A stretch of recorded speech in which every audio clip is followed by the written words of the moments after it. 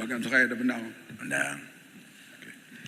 Terima kasih kepada Ini Petua. Terima kasih kepada Menteri. Saya bersetujulah kerana di sana adanya kawas selia padi yang menguruskan supaya soal kartel ni tidak berlaku. Tapi realiti di bawah sana, Menteri, memang itulah rungutan-rungutan yang ada kepada petani-petani, terutama dalam masalah untuk mendapatkan benih. Benih walaupun harga yang dibenarkan untuk jualnya lebih kurang RM40, RM45, tetapi dijual terpaksa mereka nak dapatnya sebanyak RM55. Jadi persoalan saya nak fokuskan pada soal daerah Krian. Yang tadi baru saya bercakap dengan salah seorang daripada PPK sana. Dia maklumkan juga di sana mereka tidak mendapat untuk kuota untuk menjualkan benih di daerah Krian. Terpaksa ialah mereka dapat daripada toke-toke luar ke situ. Maka situlah kita tengok berlakunya eksploitasi yang begitu dahsyat. Yang keduanya ialah soal berkenaan dengan kualiti yang benih yang dijualkan kepada petani-petani pada hari ini. Saya harapkan juga kepada Menteri dan juga pegawai-pegawai di belakang mungkin boleh lihat kerana realiti bawah berlaku memang kualiti benih yang ada kepada petani dapat hari ini memang amat mendukacitakan, sehingga kan mereka mengenai masalah ketika untuk mendapatkan hasil yang untuk target yang sepatutnya mereka dapat. Terima kasih kepada Menteri. Perhatian Bukit Gantang, itulah juga perhatian. Terima kasih atas. Tak Bukit Gantang.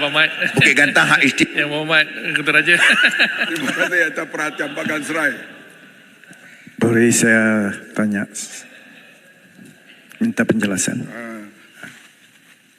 Perhatian ini saya amat terima kasih. Itu juga perhatian para pegawai kita dan kita akan buat satu perkara yang besar-besaran dalam hal benih padi ini dan semuanya sekali dalam masa yang tidak berapa lama insya-Allah.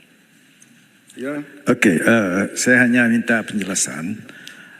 Sementara tadi yang berhormat Menteri bercakap tentang Jelapang Padi Sabah.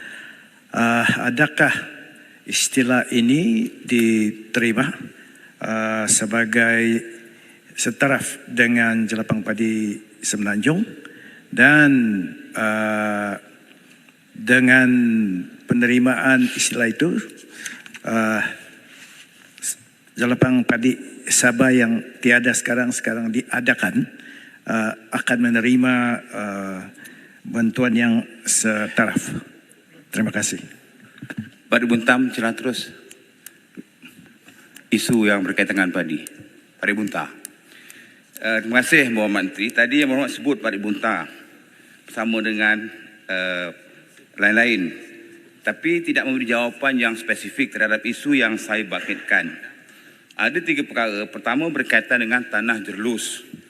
Para petani pesawat padi menanggung kerugian musim ini lebih kurang 6.8 juta berbanding musim lepas hanya 2 juta lebih. Jadi apa tindakan yang sepatutnya kerajaan bagi membantu nasib petani yang mengalami kerugian? Dalam jawapan bertulis dulu sesi yang lepas, YB Menteri jawab boleh mohon bantuan bencana.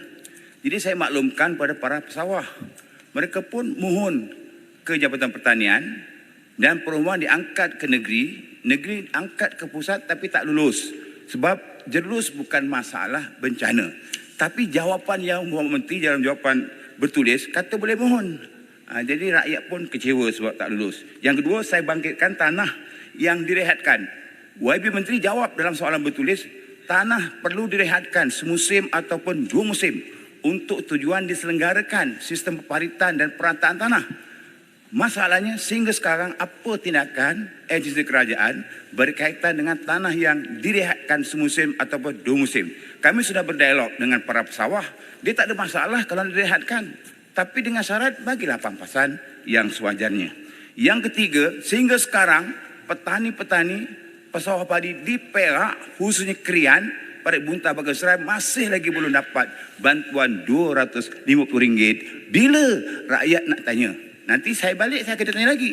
RM250 bukan banyak pun, bukan RM2,000 pun, RM250. Bila nak dapat lebih?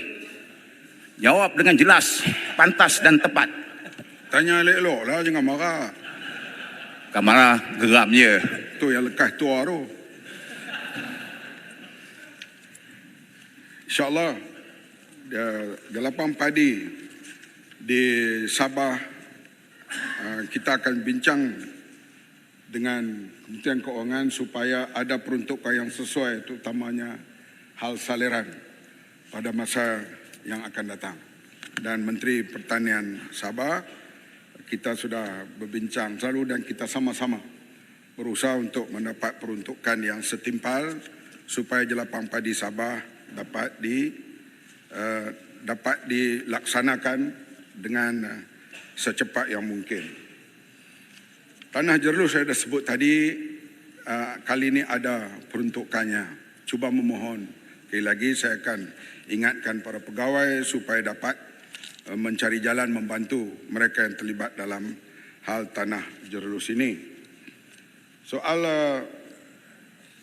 pampasan itu saya akan melihat, kalau tanah itu direhatkan, wang pampasan dan sebagainya, kita akan bincang dan kita akan cuba memberi kelulusan di situ.